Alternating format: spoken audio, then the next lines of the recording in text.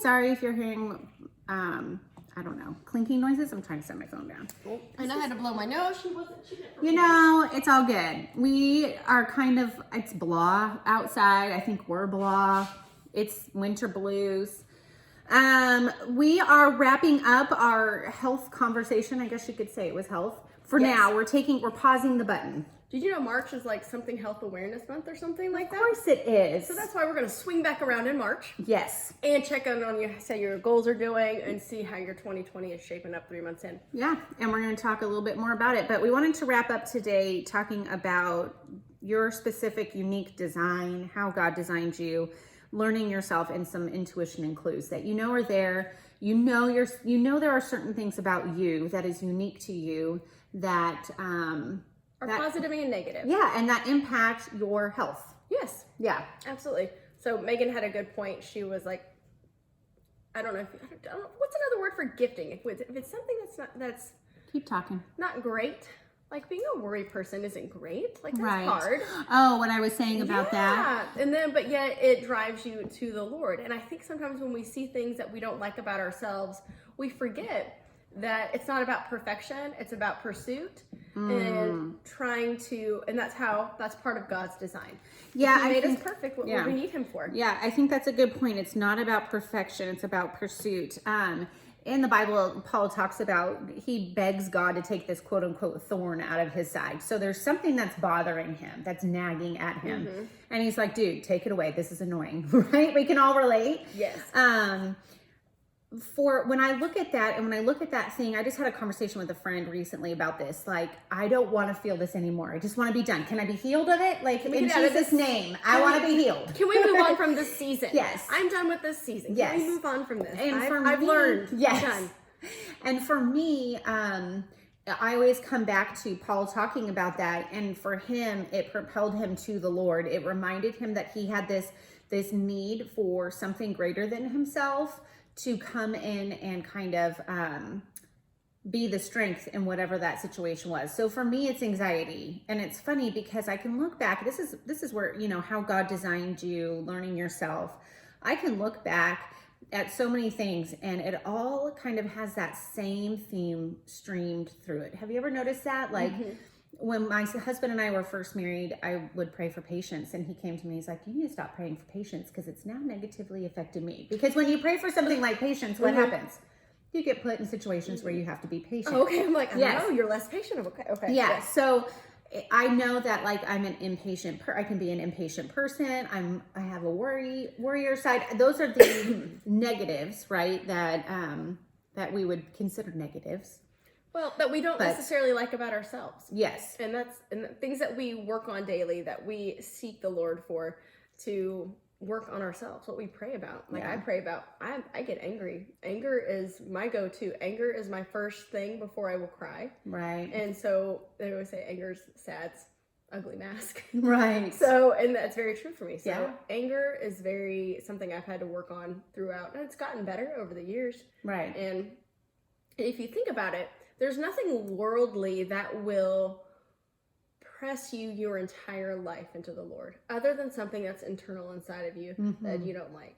So, I mean, during daily life and seasons of your life, struggle comes in and out of it. Yeah. But if there's a constant thread of frustration, worry, anger, things like that, guess what? You constantly have to press into the Lord. You have to press back on it. Yeah, you really do. And I think that wraps around to, you know, Sarah and I were going back and forth in Marco Polo, and I kind of went off the rails with what we were going to talk about next. Like, I was just, don't ever ask me a question on a Monday. That's not a good time to ask me a question. Okay. I'm yes. Like, do you remember our conversation? Because you're saying the exact same thing you said back in June. It's fine. Monday is like the day where my mind goes, it's like a hamster wheel super fast, and you're trying to like accomplish all the things that you didn't do over the weekend and get back like to, let's get this crazy train back on the tracks and let's roll forward.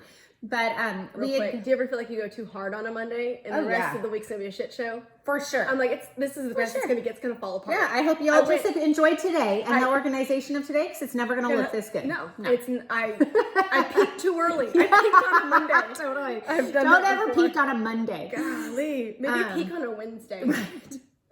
But we talked back and forth about like where to go next, because we had something scheduled for February and then something in March that related to now. But anyways, it's just so, now that we're starting to talk about this, it's so perfect. It's such perfect timing to have this conversation after talking about contentment and our energy. And what did we talk about last week? We talked about physical health. I think you have to know yourself in order to figure out why you're not content. Maybe it's anger, maybe it's worry. You need to know yourself to figure out, why is my energy level low? Or why am I riding high so much? You have to know yourself to figure out what works and doesn't work for me physically to have physical health. You can't, I feel like you can't be successful in any of those things. Your fridge just scared me. It's making ice, but it was like this rumbly, like, is someone breaking in? Does anybody have a machine that doesn't make enough ice? Oh, that is mine. We buy ice. I can't take Raise that your hand if you buy ice. God, it's so annoying. Only in the summer, though, not necessarily right now. Or if the kids are home. Maybe that's what it is. I mean, like, I've cursed. I'm like, Yes. why don't you buy me a $400 ice machine? We could have it in the Right. thing. Well, and then ice makers always break. Have you noticed that? Yes. Yeah. Yeah. Anyways, we can get on the sidetrack with that. But in order to have Contentment, and energy, physical health, you have to take some time to get to know yourself. And we don't do that. I think some people avoid it like the flu. Like, they're just like, I don't want to look at it. I'm fine. Well, because then you find out you Self-reflection. have anger problems or you have worry problems, and you think that's the end of you, and you don't realize that that is actually a superpower to me that propels you deeper into your faith, because you have a need now, and you've realized, I have a need, and I don't have to live up to this standard of perfection. I wonder if I know people, one of the reasons they don't look internal about their gifting and giftings that are good and bad, because they have shame. Oh, like, for you know sure. how shameful it is to say, I have an anger problem? Yeah. I mean, it's real specific in the Bible. Yeah. Gosh. Well, He doesn't play around. You know, it's interesting. I was having a conversation with a girlfriend of mine.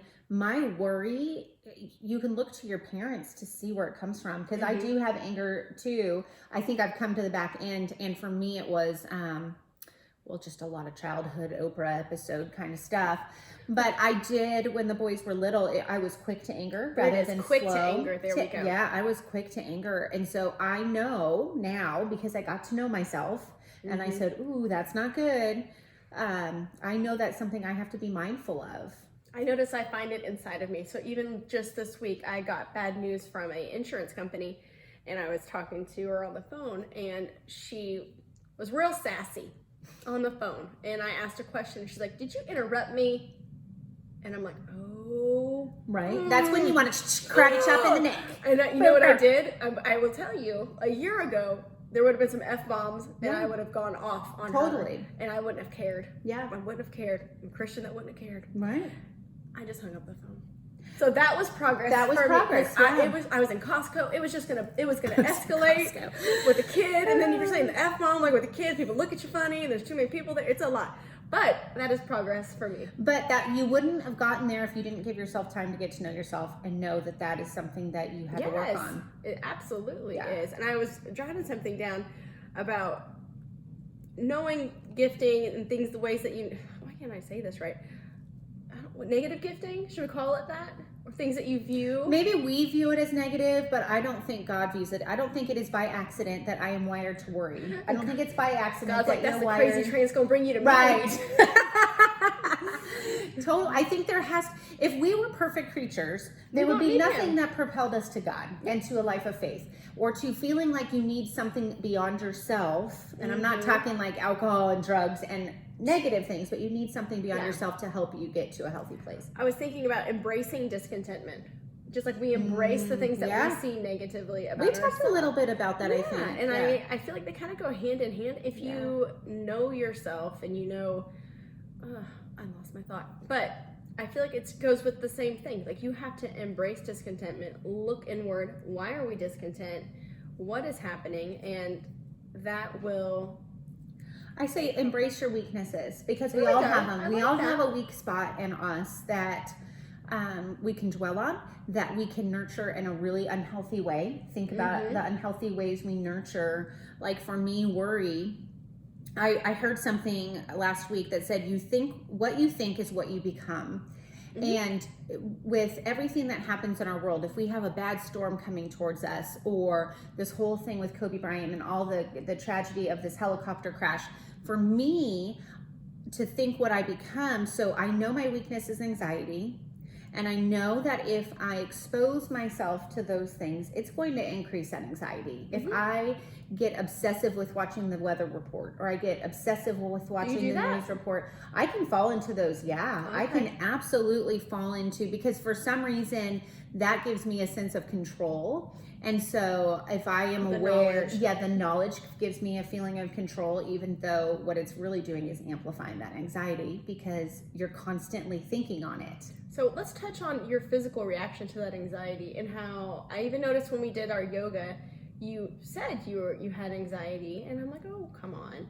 And I noticed her physical changed, like the way she held herself changed. It's like she seemed more tense. She seemed a little bit distracted, and you're thinking about your anxiety. And I think it goes back to moving forward in these, what did we call them? Weaknesses, and not letting them rob you of your days. We talked about that, about anxiety and depression. So how many moments are you robbed because of these weaknesses you're avoiding, or you have shame about, and or you're numbing, or whatever. I think that there is a piece of you that everyone's going to have their one weakness, and you aren't going to know what that is until you allow yourself to get to know you. You know, let's talk about, I want to shift a little bit. I do want to talk about the positive giftings. I do. Yes. I want to go into that, because I really want to talk about, and we talked before, I'm like, have you ever taken a gifts test? And she's like, no. So she jumped online to take one, and it was like 85 questions. Why so many questions? Everybody needs to do an Enneagram test, and everyone needs to do a gifting test, because no matter how many you take or from what site you take them from, you're really going to fall into the same personality type every time. And it's intriguing. It's like the 5 love languages. You get to know who you are. I think everybody needs to take that. One thing I want to say about when she asked me what my gifts were, it was funny what happened when I responded. And I didn't tell you this, but it was hard for me to say, well, these are my gifts. I'm really, they're great. Like, being confident in it, because there's something about when people ask you what you're good at, and I don't know if it's a woman thing or if it's a me thing, but there's something about it being much easier to talk to you about my weaknesses than to be confident in talking about my strengths. Well, I can come up with my weaknesses a lot faster than I come up with my strengths. Isn't that interesting? I do think it might be, I don't want to genderize it, but I know. I had even had a conversation with Clifton. I'm like, women's dialogue is different. I said, when you're asking for something from somebody, it's, do you mind? Can I? If it's a question, when it should be a statement. Yeah. And I said, and he didn't get it. He was like, I don't understand. You just need to say it. I'm like, okay, whatever. But I do think that for women, I wonder if that's a genderized. I wonder we've talked a lot in this podcast to not say I think all the time. Like, we qualify what we say. So I really do want to talk about getting to know yourself and finding your strengths and what you're good at and your gifts, because that is important, and that's what's going to carry you. It'll drive your joy. If you are working in your gifting, and you'll have fulfillment, you will have joy, and your job won't feel like a job. Well, and then your contentment will be there. You'll be content even when life doesn't match. You'll be content, or you'll know when to move on from something, or when you'll be able to make your yeses very solid, and you'll be able to say no much easier when you know, hey, that is not a strength of mine. She's much better at that, so I'm going to say no. Yes. And I think that same is true with your weaknesses. But we've talked about this together, like in the podcast. Yeah. I'm a very big picture person, and Megan is great with the tactical. Okay, so what are the 20 steps we're going to take to get there? Right. And my husband says the exact same thing. So. But isn't it funny how, and maybe we need to, in order to best utilize the people that are in your circle and in your village, you've got to know yourself. Because this relationship between you and I wouldn't work if you didn't know that you were the big picture gal and I was the details gal, and we came together. Like, if I tried to be the big picture gal, it wouldn't work. Because then you've got 2 chefs in the kitchen, and then we're arguing back. You're trying, and I'm trying to be something I'm not. It is very important. Very important. I did read I was looking into gifting and intuition, and they said that the most people who are intimidated, intuitive, have some form of a bigger, some form of faith. There's something bigger than themselves. I thought that was really. Well, I personally think you I can't. have a cold. Be patient. I don't think. Well, I think it's just dark and dreary, and we're Oh my both. God. It's the end of January, the Crazy, 7th I month can't of the year. think. Like it's January on the calendar. I think you need to know who your designer is to know your design. Yeah. Right. You need to know who your creator is to know your creation, and that just amplifies your intuition and the clues of who you are. But I do think that all of us can look back on our life and see a common theme of who we are. And like you said, a lot of people don't do that. And I really think it's a fear thing, because what we think is that this weakness is going to stand out in a spotlight and take us down, when in reality, that weakness is strength, because that way God is able to come into your life and fill that hole that you aren't capable of filling. And how much better to have God fill that hole than you? Oh, because it's a hole that only He can fill. Yeah. There's no car, thing, person, whatever shape, size that will fill that hole. And I was thinking while you were talking, just you talk. You do the podcast. Oh, it's harder when we're not working in our gifting. For So sure. I feel like a lot of people. I deal with this with my son. Excuse me. He wants to be the smartest person, wants to be the fastest person. He wants to be the best at something. And I keep pushing and leaning into him, saying, what are you really good at? Yeah. What is the gifting that God has given you? Because it doesn't match with what he wants. What he wants is ego driven, and what God has given him isn't. He has a gifting for compassion and kindness and all serving the others. unseen things. Yes. Yeah. And he's getting messages from the world that those don't matter, and this is what matters. And I think, how many adults do that? That's what I know. How many adults do that? And then as you're talking, I'm thinking, especially in our area, how many of us are forcing our children a square peg into a round hole because there's some kind of thing out there that's telling us that they have to be what the 1% of our population of kids is going to become. Do you know what I'm saying? Like, ooh, they're going to be a soccer star. 1% of 1% is going to be the soccer star. And maybe that's not even their strength. It's funny, Grady, our middle kid, he just picked up baseball and he likes it. And it's not like he's going to be an NBA. I'm in the wrong sport. MLB player. I wouldn't even known what MLB is.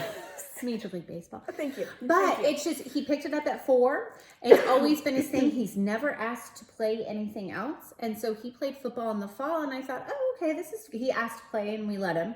And so we were driving to a baseball practice, because now baseball season's ramping up. And I asked him, I said, oh, are you going to play football in the fall? And he was like, no, I don't think so. I don't think that was my sport. And I was like, okay, you don't have to decide now. But how intuitive of that kid to see something that he tried, and he was like, no, not for me. And then we've got this other kid and I was okay with it. That's the thing is, and my husband was too, of course, is in Baseball's Texas. Right, but in Texas, to say no to football is like saying no to God. You know what I mean? And so it could have been easy for me. Because you know why? We don't watch football in our house. So it's fine. But it could have been easy for me to force him into something that wasn't him, that wasn't his gifting, because the culture is telling me that's what makes my kid important. And then people ask me what my little guy does, the baby. He's not, I guess he'll be a little guy his whole life because he's a baby. He doesn't play any sport. Yeah. And I like it. I like that we've learned by the third child that we give him space to discover who he is and what his giftings are. And we're not forcing him into what the culture is telling him he has to do, that he gets to just discover who he is. Like, what freedom. I was thinking a lot of parents have a hard time seeing their children for who they are, and kind of taking that 10,000 foot view and having perspective to let them kind of figure things out, instead of having your own image of what you think they should be doing, impressing that upon them. I had said something on an Insta story last week, and I forget what merited me to say this, but the quote I had said, or that I had put out there, was, I want my kids I don't want my kids to become who I want them to be. I want them to become who their creator created them to be. Because for me, these middle years have been such an awakening of watching my kids become these humans that are, and they've got this stuff outside of me and their dad. They're not just like robots that we've created and manipulated almost like Play-Doh. They're becoming their own self, and it has been it's made these years so much more enjoyable. Well, I think it makes parenting more fun. I mean, totally. I grew up, my mom she has said, she's like, I have struggled to accept my children for who they are. Yeah. And I think that robs you of so much joy when you can just watch them and be like, oh, what's going to happen? This is going to be good. Yeah. This is going to be good. And I even told Luke, and this is a little derail, but he was talking about something, and I go, I can't teach you this. Yeah. I said, you're going to need to fail, because failing is going to teach you a lot more than what I can teach you. Yeah. And I go, fail big. Right. And my husband's like, his confidence, Sarah, his confidence.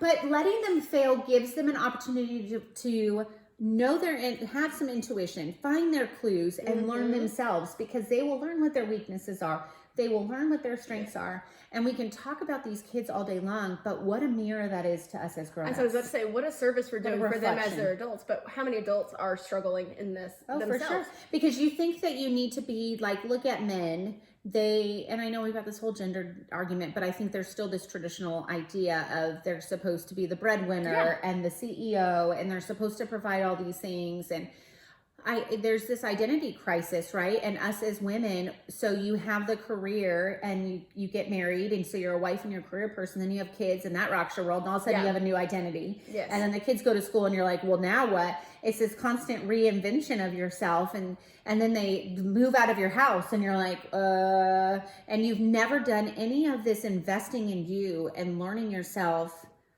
You don't know you're you're lost. You don't know where to land. If your foundation, you don't know your foundation. Discontent. You become discontent. Your energy sucks. You can't deal with your physical health because you're just mad. Yeah. You're just mad the whole time.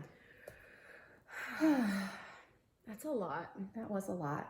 I wonder how many people don't self-reflect and don't see I wanted to add a positive note. That's what I wanted to end on. Positive giftings.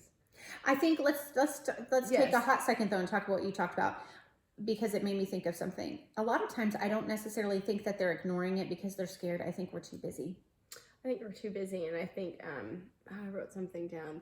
I think a lot of people are afraid to try new things and discover who they are. You figure out who you are by trying new things and realizing you don't like it. That's the only way you figure out who you are. And I think there's a lot of anxiety. There's a lot of like mind chatter that keeps people from doing new things and figuring out who they are, honestly. Yeah, I agree. And I think we're distracted. Let's talk about the positive. Because I was thinking, I went to a coffee shop a couple weeks ago and I finished work. And then I went into a store, and the lady, we got in a conversation. I forget what she was asking me, but I was telling her I was at the coffee shop and blah, blah, blah. And she goes, and I was doing some work at the coffee shop. And she goes, oh, well, what do you do? And it was really hard for me to be like, I hope you told her writer. I did. High five, right? And let me just tell you, that was the first time that I've said it before, but that was the first time that I confidently said, I'm a writer. And so when I talk about learning yourself and finding your strengths and walking boldly in them, when we don't and we minimize them, we're minimizing God.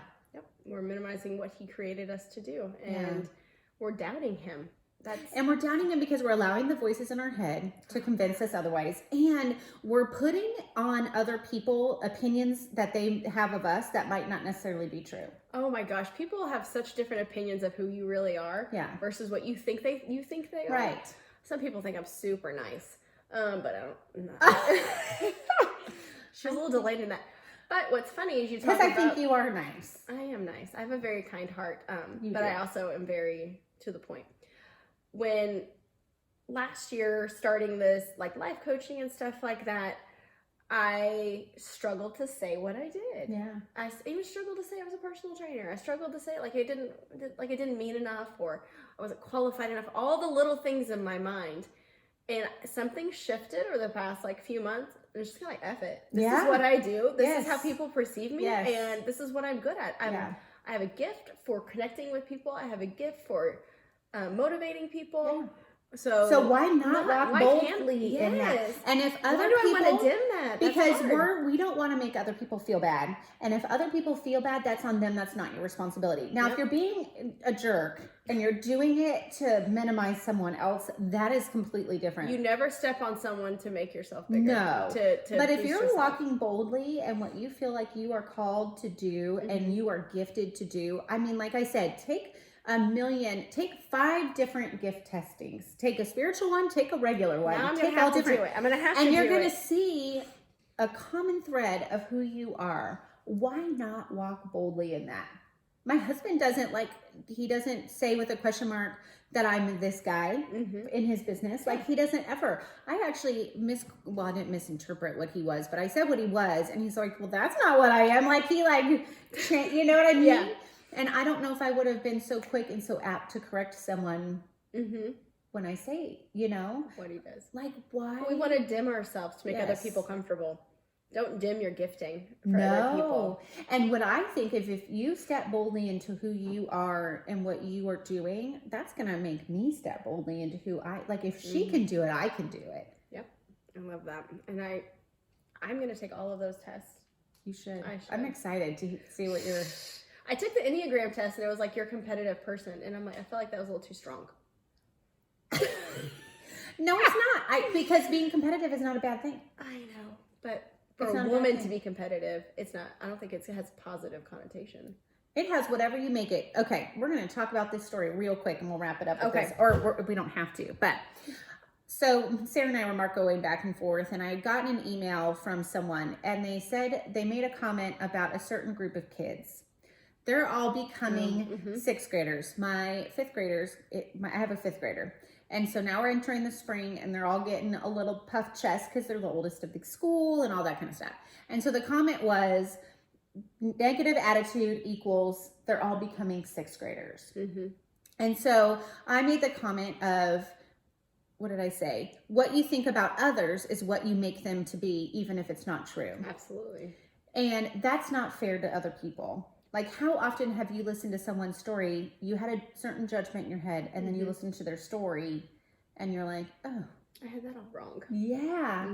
So when you say that being a competitive woman is a bad thing, that's what others have said. That's not necessarily what you're going to step into, because being competitive can be really great. Yeah. And you can do it in a very healthy way. Without pushing people down. Totally. Because being competitive, for me, I'm very competitive with myself. So for me to be competitive pushes me, well, I mean, there's a positive and a negative, but it pushes me to do better and be better. I will tell you, I've noticed that as an adult. It's been a long time since I felt competitive with somebody, and recently I have. And I turn my focus from that person to myself. Like, well, I'm going to do the best job that I can do. Yeah. I'm going to be the best at this that I can be. And I think it's more of a mature competitiveness than it was like when you were But younger. that's because you took time to get to know yourself, and you learned your intuition, and you learned your clues, and you saw, shoot, I'm being competitive with this girl, and that's going to get me nowhere. It's going to take me to a real dark place, and I don't want to go there. So I'm going to flip that around and make it a positive, and I'm going to be competitive with myself and improve myself. And that's a positive way of being competitive. It stirs you to push harder. Yeah, but you would have never did it if you didn't take time to get to know you. No, and if I hadn't, yeah. And you didn't have Jesus. You need a little Jesus in there too. Yes. Yeah, I think this is such a great way to end talking about contentment and energy and physical health. Taking the time to get to know yourself, to That could be the best gift you give yourself this year. Yeah. Watch how your whole life will change, or at least your thought process will change, and how you handle situations will change. I think for a positive. Yeah, That's for sure. I agree. That was good. That was good. I think I have a head cold. Oh, you're not feeling good? Well, I feel Don't breathe on me. okay. I'm just kidding. I'm totally kidding. No, I would. I took my Sambuca today, or whatever it is. My elderberry. I take your elderberry. You don't take elderberry? No. What's wrong with you? I don't know what's wrong with me.